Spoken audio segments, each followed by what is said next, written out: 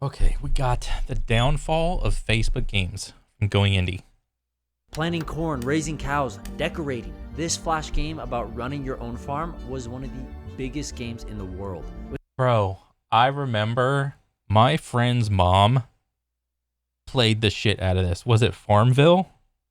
I don't know if this is the Farmville game, but anytime I went over my buddy's house and we were in like the living room playing like Super Smash, DDR, Guitar Hero or something like that, she would be in her room playing Farmville and just going crazy. With almost 84 million active players. And thanks to Farmville, Mafia It was Farmville. Wars and many others, Facebook Games has become the biggest platform on the planet. Except that actually didn't happen. What went wrong? What stopped Facebook's momentum and kept them from being a dominant force in gaming? Everything was going great until Facebook pissed off the one group of people it couldn't afford to. Really? Now, the reason Facebook Games were so successful in the first place is because when Facebook launched publicly in 2006, it was a completely different company than it is today.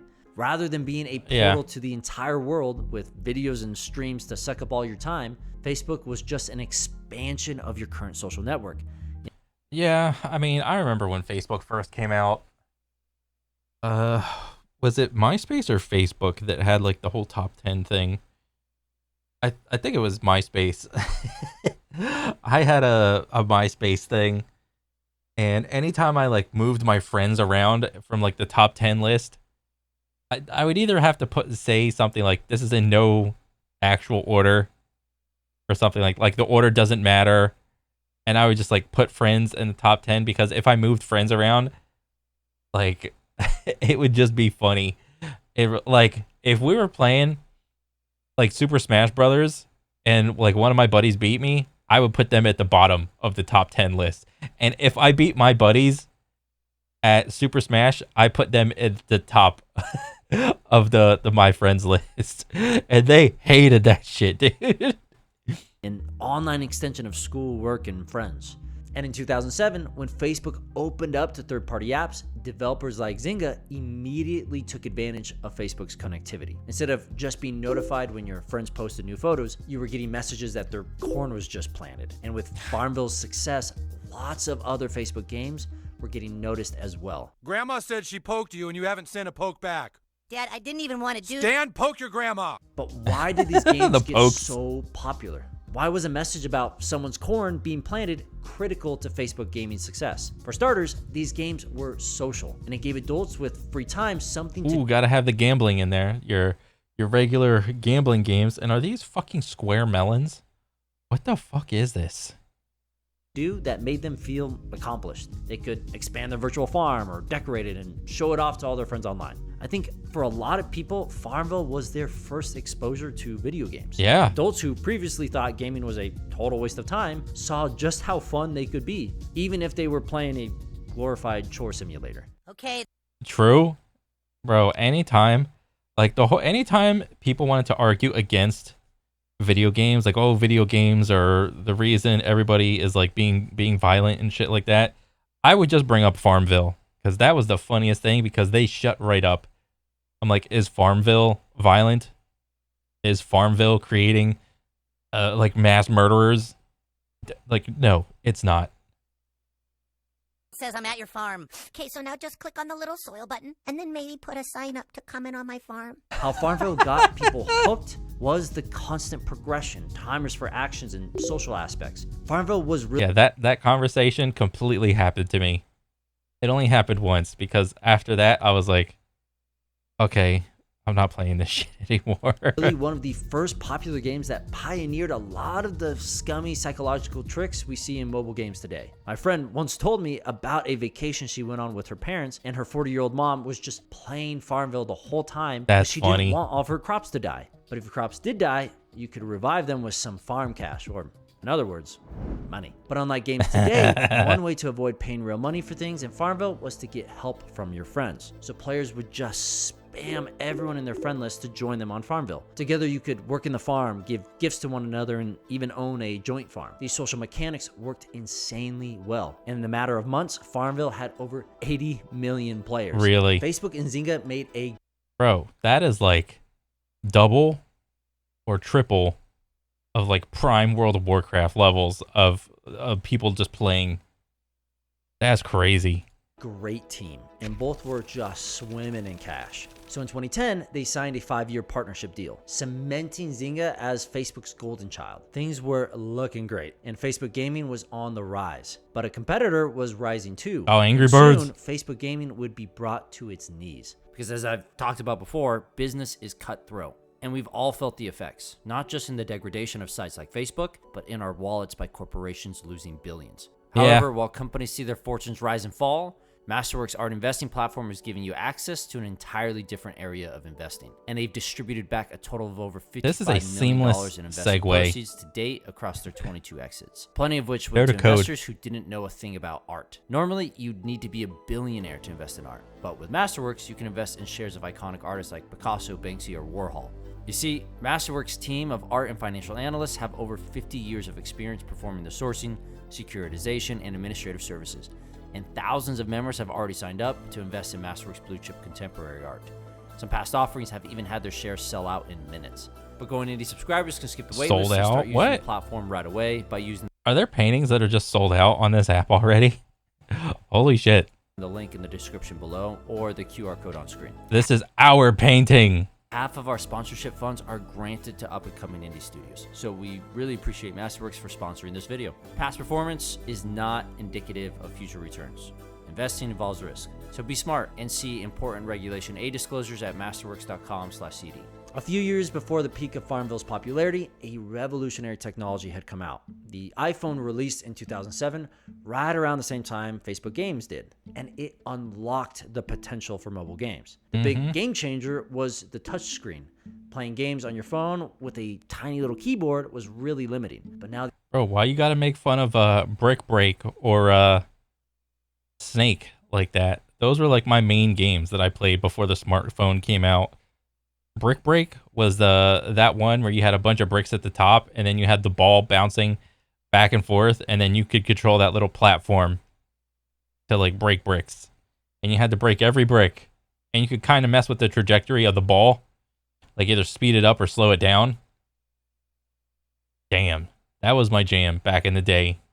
the interface could look like anything. By 2009, as iPhones improved and more people had one, mobile gaming got more and more popular. While Facebook Games had Farmville, mobile games had Angry Birds. This game about shooting pigs with birds was a much more enjoyable experience, and it got lots of people hooked. Not to mention, it had a huge advantage over any game on Facebook. Since it was a mobile game, you could play it on the go. You didn't have to be at your computer anymore. Anytime you had 5 free minutes, you could just pull it out and play. So going into 2010, mobile game Oh, that game.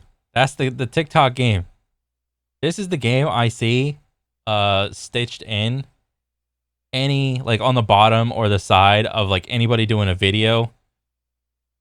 And they're talking about some shit and this game is just going on like the bottom to keep your attention. If what the dude is saying is boring, you could just watch the game. 2010, mobile gaming was seriously challenging Facebook Games PVZ. for the domination of the casual gaming market. But at the time, Facebook Gaming Temple had Run. 3 unique advantages which kept it afloat. Number 1, developers on Facebook could use the platform to bring awareness to their games because the games were in the Facebook ecosystem. Secondly, developers could make more money off microtransactions since Facebook didn't take a cut, giving developers more bang for their buck. And thirdly, devs could access players' account data, stuff like friends lists and pages you liked. Oh, These were dang. the 3 pillars holding up Facebook Games, and Dang, I didn't even know this. Social features in the game, microtransactions in the game, account data like friends list in the game. I wasn't too big of a mobile gamer. I think that's because I just didn't have enough money when smartphones first came out to take advantage of the early adopters of mobile gaming. I was so busy enjoying my like Xbox 360 still and my PlayStation 2 and 3. those consoles held it down for me because I didn't have a computer or enough smarts to like build my own computer. So I was like, while everyone was messing around on their smartphones and shit, I was still on consoles. So yeah. They all benefited developers. But right when 2010 started, Facebook delivered a wombo combo that pissed every developer off. Farmville was constantly on everyone's mind because every single time someone did anything in the game, you were notified. And people got really sick of hearing that Deborah just started playing or about Jim's new corn. Developers loved spammy notifications because they were great at bringing awareness. But you can imagine, users hated them. Oh, that had to have been fucking annoying. Not being able to turn notifications off for your game. Oh my god. I don't want to imagine that. In January, Facebook cut down on spam posts from games by 95%. Pillar 1, gone. Thank then God. In May, Facebook decided that all games on their site would have to use Facebook credits for their microtransactions. What the fuck are Facebook credits? Bro, this is just another version of like coins, gems, or whatever. Like, what the fuck? Facebook credits, a virtual currency that previously could be used to buy goods and online games through Facebook. I had no idea this was a thing. Facebook credits. That's the enunciation. What the fuck is a Facebook credit? I am just oblivious to this. Facebook credits were Facebook's own virtual currency. These had been Is that like an NFT or something? Is that like a Bitcoin? slowly phased in over a couple years, but before 2011, they had been optional. But now, every developer was required to use them, and Facebook would be taking a 30% cut. The icing on the cake was these Facebook credits required you to leave the game you were playing to purchase the credits. This did a number on Facebook game monetization because microtransactions rely on impulse buying. Yeah. I mean, I guarantee you Facebook credits, I don't know if they're still a thing, but they would probably be more of a thing still if every game had to implement Facebook credits into their game so that, okay, we're going to let you stay in the game and not leave the game, but you have to use our credits. I guarantee you, if they made that decision instead of this one, Facebook credits would still be more of a thing. And adding an extra step in the process might give some players enough time to realize they don't want to. Yeah, this is fucking stupid. Oh, you need more lives in Candy Crush, to beat the level because you're so dog shit at Candy Crush. You need more lives. Oh, well, just go exit the game, change the day forward or day or back a day or whatever, and then enter the game again, and then voila, there's your 3 extra lives. Spend $5 to grow their virtual corn faster. Pillar 2, destroyed. Facebook Games was now on very shaky territory. Not to mention, these two changes heated up the competition even more between the iPhone and Facebook because Apple wouldn't allow the use of Facebook credits on the App Store. This decision good forced move. developers to pick a platform, no longer able to double dip on both Facebook and mobile. Unsurprisingly, most devs focused their attention on developing for mobile, which left certain Facebook partners like Zynga struggling. You see, when Zynga had its IPO in December of 2011, its shares settled at about half of their expected value, largely because of how dependent they were on Facebook. And nobody knew what Facebook would do next. So when Zynga signed their 5-year agreement and agreed that every game they released would have to launch on Facebook first before any other platform, these changes by Facebook were threatening to kill Zynga's business. And they didn't want to live or die by what Facebook decided. So after this disastrous IPO, Zynga wanted to renegotiate their deal. And at the end of 2012, Zynga... Oh, wait, go back. Wait. Look at this. Words with Zynga, CEO on future of online gaming. So I guess that's the guy. These are the two hosts. Oh, he's playing that little, but I forgot the name of this game where like you have to like, if you got a green ball, you got to shoot the green and get 3, and then it deletes the ones on the bottom. I guarantee you, these guys, I didn't see this interview. These guys probably asked the question, what about, do any of your games cause violence? I guarantee you these guys were just itching to squeeze that little question in there. wanted to renegotiate their deal. And at the end of 2012, Zynga and Facebook did exactly that. The renegotiation basically severed all ties between them. Zynga would get treated like every other developer on Facebook, but they could do whatever they wanted now. So Facebook lost their golden boy, and the future of Facebook games was looking rough. But Facebook still had one advantage over mobile games. Developers had very easy access to user data, specifically friends list, which meant games could incentivize you to invite your friends to play. Once again, developers loved this, but Facebook users did not. So in late 2014, Facebook changed their development tools to restrict access to user data. Wait, what is this? In 2014, Facebook adapted its rules to limit a developer's access to user data. This change was made to ensure a third party was not able to access a user's friends' data without gaining permission first.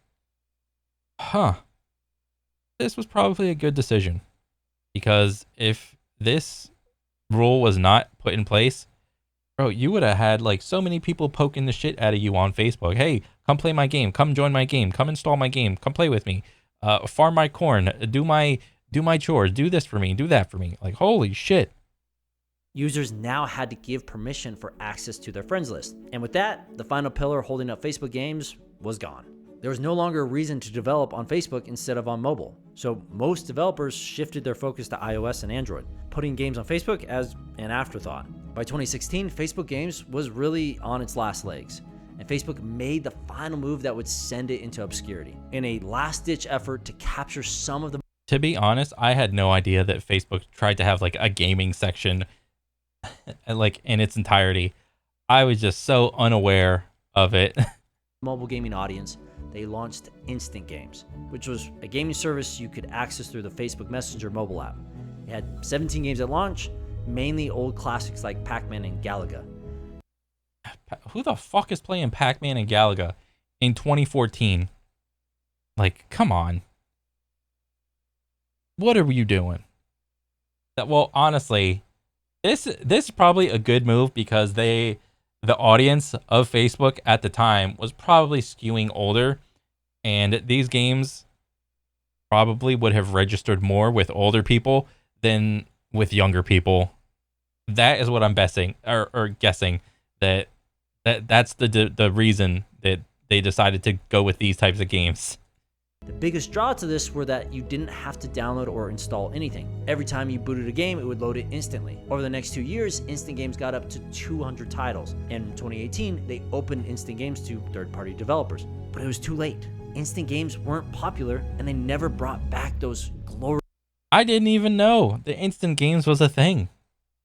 days of Farmville. Now, Facebook didn't completely give up. They tried to compete with Twitch by starting their own streaming service. Oh yeah, I remember this little era. This is the part where what was it? Disguised Toast went over and signed with Facebook for a couple years. And since Toast was so fucking good, he was able to bounce back from this. And I think he's on Twitch still and YouTube, so I don't know. He's just good enough to be able to withstand going onto Facebook. And bro, like the whole Facebook Live thing had to have been so funny because unlike in Twitch chat or something like that where you could just hide behind a random ass name, if you wanted to make a comment on someone streaming a game or something, your real name came up and you could just click on somebody's name and see literally everything about them. You could see who they are, their friends are, who their mom and dad is, who their boyfriend is, who their girlfriend is, and everything. Like, you cannot talk shit when your real name is out there with like your face. That had to have been so fucking funny. Service, but that failed too, and it closed down in 2023. So Facebook gaming was over. It failed hard. Where did it all go wrong? Well, Facebook games blew up because at the time it was a social hub to connect with your real friends, and the games became an extension of your digital interactions. That combined with the 3 developer pillars made Facebook gaming a juggernaut. But almost every advantage Facebook had was frustrating or invasive for users. So over time, as Facebook prioritized the user experience, developers walked away. Not to mention, mobile proved to be a better casual gaming experience. And what's crazy, until making this video, Well, also, hasn't Facebook reached like total complete global saturation. Like, if you have a computer, you know of the brand Facebook, or now Meta. So they can't get any more users. They have reached complete global saturation, or brand recognition saturation, whatever. Didn't even know Facebook still had games. But to my surprise, it does. I logged into my account I made back in high school, and I found that Instagames lives on. Now, Facebook says they have 3 billion active monthly users. And oh, that's a fucking meme. That is just based off of like how many people logged into their fucking Facebook and just answered like a messenger message, and then they're gonna call that a user. That's a fucking meme if I ever heard one. and claim that Instagames sees 350 million monthly players. But a prior report found that they also include players logged into Facebook on their phone while playing a mobile game, meaning those playing instant games is likely a much smaller number than advertised. So who is actually playing these games? Facebook still has one of the largest user bases in the world, and the leap from mindlessly scrolling your feed to mindlessly playing a game isn't that large. Farmville proved that. But Facebook isn't interested in casual games anymore and are more focused on VR. In 2014, Facebook bought If I as a general user consumer want a good virtual reality experience, I'm not going to Facebook. I'm probably going to go on Steam and go get like the Quest. Oh, Facebook to acquire Oculus, the Oculus Rift. Like, for a while, the Oculus Rift was, like, the VR thing. But, like, as far as I know, like, there's a bunch of other brands that just do VR better. Oculus, a VR company. And by 2018, Facebook was having very serious discussions about the metaverse, going as far as changing their name from Facebook to Meta a few years later. But since the name change, VR has been a huge monetary failure. For the last decade, VR has been pretty niche, and not a lot has happened recently. But Meta is confident that will change. What I don't get, though, is if they think the metaverse is the future, why did they? Well, one reason that VR hasn't really kicked off is because universal basic income is not a thing. The moment you make universal basic income more of a thing, people will be in there getting it on in VR. It will 100% be more of a thing. But until then, people got to work their minimum wage ass jobs like ad nauseum. They give up on casual gaming. Using the power of hindsight, Captain Hindsight! I believe that the failure of Facebook gaming is one of Meta's biggest blunders, but only if the metaverse is the future. Because they have the biggest social media platform in the world, and they just gave up on the casual gaming space, which generates tens of billions of dollars every year and would be the perfect way to introduce people to VR. Which is I could crazy. Be wrong, but if Meta truly believes VR and the metaverse are the future, they should be reinvesting hard into the casual gaming space. Because well, yeah, if you want to invest into the casual gaming space, invest in UBI and just give people money so that they can just go into like the virtual reality. now, the metaverse is a blend of the physical and virtual world, and whoever can organically shift casual phone gamers into augmented/virtual reality gamers would truly dominate the metaverse. Although Facebook gaming has become just a fun piece of history, I believe its downfall will have long-term consequences for Meta. And if you want to know more about the history of VR and Meta's history in the space, go check out my video on why VR can't succeed yet. Thanks everyone for watching. We'll see you next time. Nice. Damn, man, that was a good ass video. I had no idea that, like, I knew Facebook had that little live stream section for like a good couple years, but I did not know they had like an entire section to where you could go play like the Facebook specific games. And honestly, the little Facebook game specific thing probably would have popped off harder if there were actually any good games on there. It just so happened that most of the games probably just sucked, and like, you know, they said they catered to what the casual audience, and the casual audience is fleeting. They jump in, they jump out, they hold no allegiance to any game company or anything like that. Like, the casual game audience is not the same as like a core person that like plays video games on like a console or like a PC with Steam and whatnot. They're just not the same. They consume games in a different way. But yeah, good ass video, dude. Keep them coming. I'm excited. But yeah, that's pretty much it for me. I'll catch you guys on the next one. All right, later.